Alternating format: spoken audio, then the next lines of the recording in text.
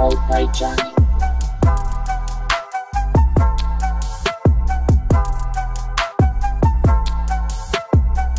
Magandang araw sa inyo guys. Ngayon may chichikin tayong Whirlpool na stackable washer and dryer. So ito siya guys. So ang complaint nila is hindi daw nag-i-spin. So ngayon guys, kutin natin ng timer. So ilagay natin ng kaya kung makikita nyo ginagana. So ilagay ng normal wash. Pero dapat yung guys, pag ilagay nyo ng spin, dapat yan nag-i-spin guys. So wala, ayaw mag-spin. So tingnan natin tong switch nya guys. Dito sa switch. So kasi switch nito, ito magpapaano sa spin. Yan guys, bunutin muna natin. I-unplug muna natin para ma-check natin yung spin. Natin tong switch.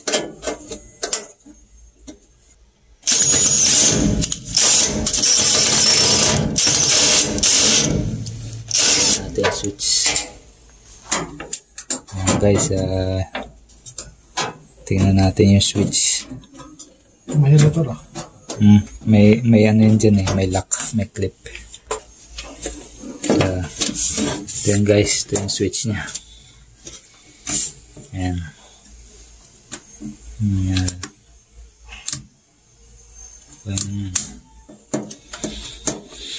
Ang gawin natin ngayon guys para matesting, short natin to, i-series natin tong connection na to. Tingnan natin kung mag-i-spin siya. Kasi minsan ito yung nagsisira dyan yung contact nya, itong switch nya. Ayan, series ng dalawang yan, wala naman yun. So, tuloy mo na.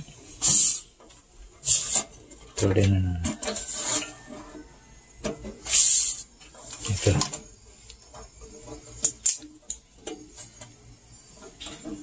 Ayan.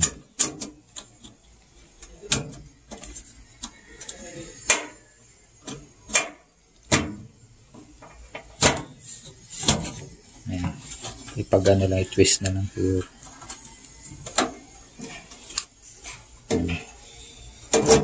Ito guys, pagdidikitin natin to para titingin natin kung iikot spin nya. Ayan kasi yung switch.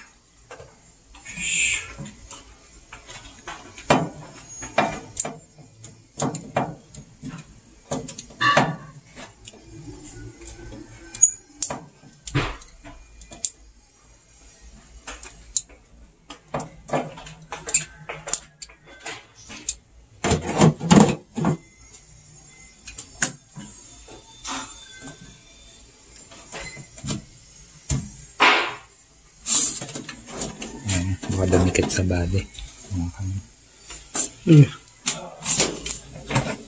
Ayan guys, bukan natin. Saksak natin ito. Plug natin.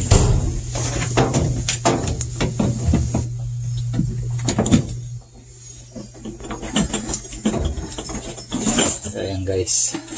Ito-testing lang natin. Ayan, siniris natin itong switch. Kung tatakbo ngayon pag yan. So ayan guys, naka-spin siya. Switch on natin. So ayan guys, mikot na, spin na. Nag-drain na ng tubig yan. Ibig sabihin guys, itong problema itong switch. So ngayon kung papalitan yung switch na yan. Pero kung wala namang piyesang pamalit, pwede naman yan nakadirekta. Yung switch na yan, safety lang yan para sa mga bata o ano. Yung guys, tape pa na natin para may tapon na yung tubig, may drain.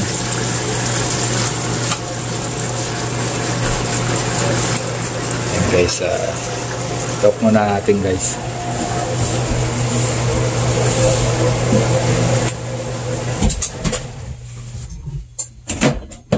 Tape pa na. Ayusin na lang yung pag ano, yung pag Tapos twist. babalik pa ito sa loob natin. Ha? Ano Hindi po? na. Kahit putulin na siguro. O, huwag na. Sira na ito rin yung guys, ngayon na tinipan na natin. Okay. Okay. So ayan guys, habang naghahanap tayong original na switch, so pansamantala para magamit nila, i-series muna natin.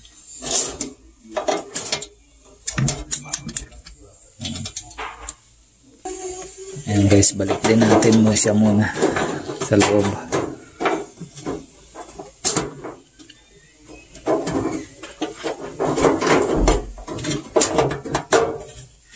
Tornilyo.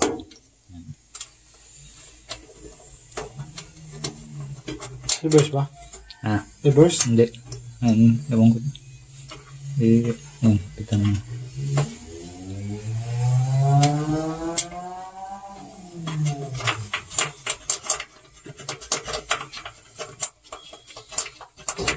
Pasok ba?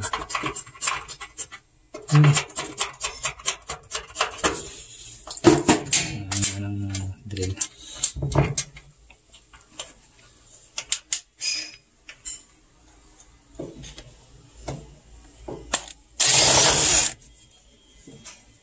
Ah.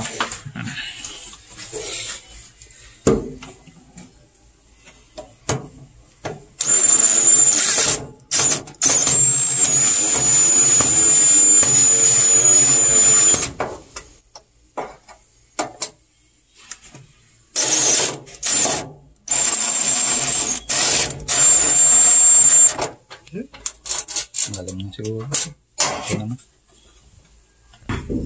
Ayan guys, plug uli natin para testingin uli natin.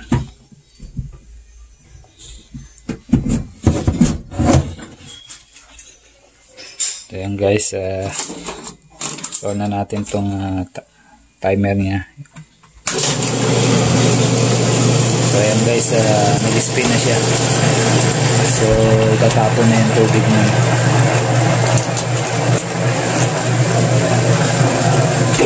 So yan ang problema ng guys, itong switch, kaya ayaw mag-spin at saka mag-drain. Ang gantong klaseng whirlpool at saka stackable whirlpool washer and dryer. Yan guys.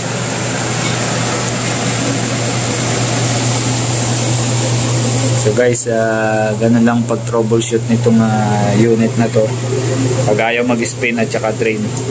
So usually yung laging problema niya is switch. Yun muna ang titingnan nyo. Ayan guys.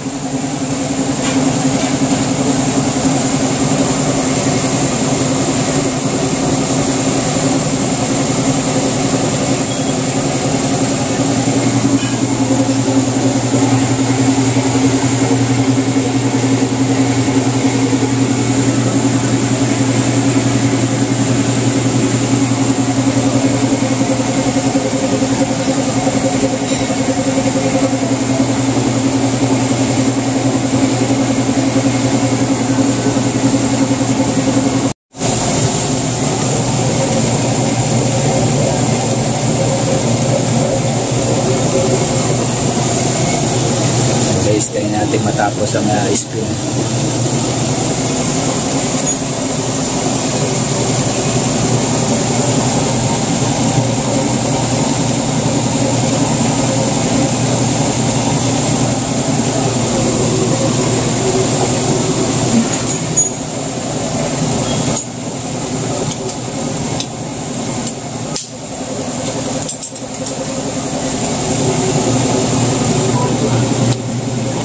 So ayan guys, malapit na matapos yung spin. Hanggang dito yan sa off position.